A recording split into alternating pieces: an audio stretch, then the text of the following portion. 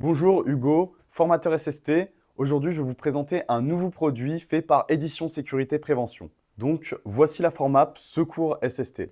En fait, avec ce cahier, vous pourrez animer vos formations SST, Mac SST et toutes vos formations secourisme de façon générale. En fait, ça va un peu venir remplacer votre PowerPoint.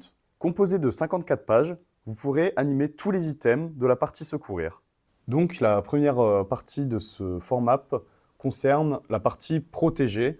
Donc, est-ce qu'on va supprimer le danger, isoler le danger ou faire un dégagement d'urgence? Donc, on a trois images qui accompagnent cette situation pour illustrer.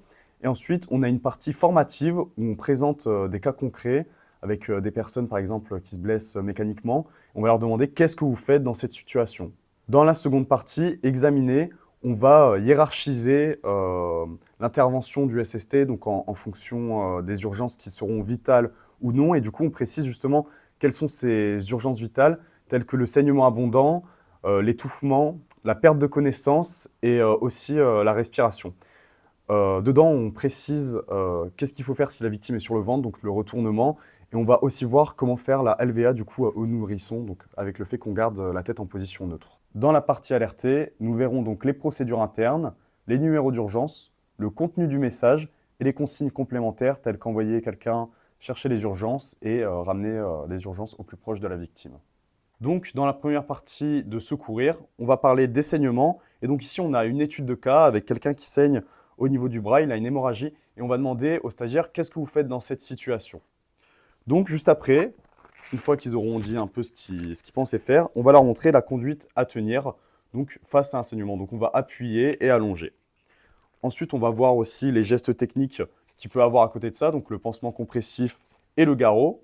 Et pour finir, on va aborder donc les cas spécifiques tels que le saignement de nez, le vomissement avec du sang et le saignement par un orifice naturel.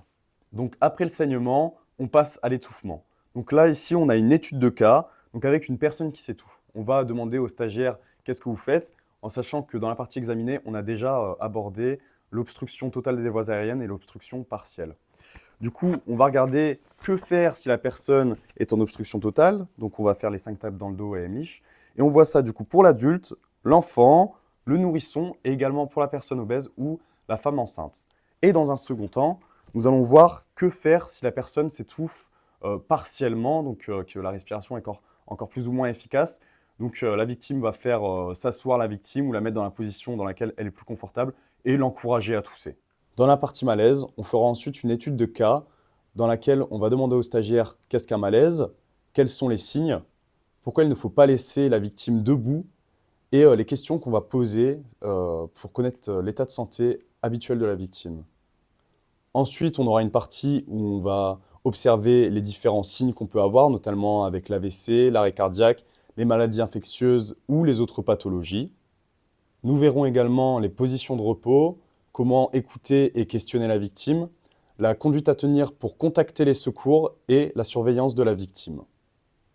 Nous verrons ensuite les cas particuliers sur les malaises et la prévention des malaises vagaux. Nous aborderons ensuite les brûlures, donc avec comment évaluer la gravité d'une brûlure, les différents types de brûlures, chimiques, électriques, ingestion ou par inhalation. Nous verrons ensuite que faire sur une victime traumatisée, donc la conduite à tenir. Nous aborderons les cas particuliers avec une victime qui a reçu un coup sur la tête ou le traumatisme d'un membre.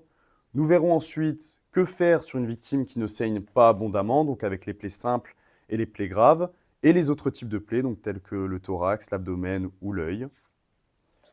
On verra la conduite à tenir sur un membre sectionné. Ensuite, nous avons une étude de cas où la victime ne répond pas. Alors, par contre, elle respire. Donc, qu'est-ce qu'on fait avec un événement non traumatique, donc la PLS, et que faire si on est face à un événement traumatique ou d'origine inconnue? Nous verrons ensuite les différentes PLS avec les cas particuliers chez le nourrisson, chez une personne qui présente des convulsions ou chez la femme enceinte ou la personne obèse. Ensuite, nous aborderons la RCP, donc avec une victime qui ne respire pas, qui ne réagit pas, qui ne répond pas, avec un tiers présent. Ensuite, avec aucun tiers présent, donc si le SST est seul, puis avec un second SST. Nous verrons ensuite les compressions thoraciques, comment utiliser le défibrillateur chez l'adulte, chez l'enfant et chez le nourrisson. Nous verrons ensuite les risques et contraintes, donc plus ou moins les cas particuliers avec par exemple la personne à forte poitrine, le stimulateur cardiaque, la victime velue ou une victime sur sol mouillé. Et ensuite, on aura un synoptique global donc sur comment réaliser une RCP chez l'adulte, chez l'enfant et chez le nourrisson avec les insufflations, les compressions thoraciques et la pose du DAE. En conclusion, la Formap, c'est un outil interactif et ludique qui va permettre aux formateurs de gagner du temps.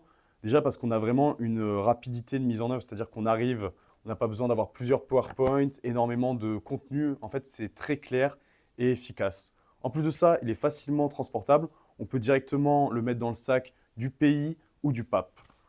Ce que j'aime beaucoup également, qui est très pratique, c'est qu'on peut revenir facilement sur un sujet, hein. On imagine qu'il y ait un stagiaire qui nous reparle de l'étouffement, et bien très rapidement, je vais aller dans mon Formap et on va lui dire qu'est-ce que vous n'aviez pas bien compris, qu'est-ce que vous vouliez revoir.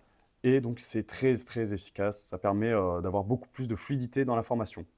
En plus de ça, le Formap peut être lié à d'autres outils tels que des vidéos, par exemple si on passe une vidéo sur l'hémorragie, sur l'étouffement ou sur l'arrêt cardiaque, et également à la Formap Malaise qui est un des outils qui a également été créé par Édition Sécurité Prévention, donc qui peut venir compléter le Formap au niveau de l'animation.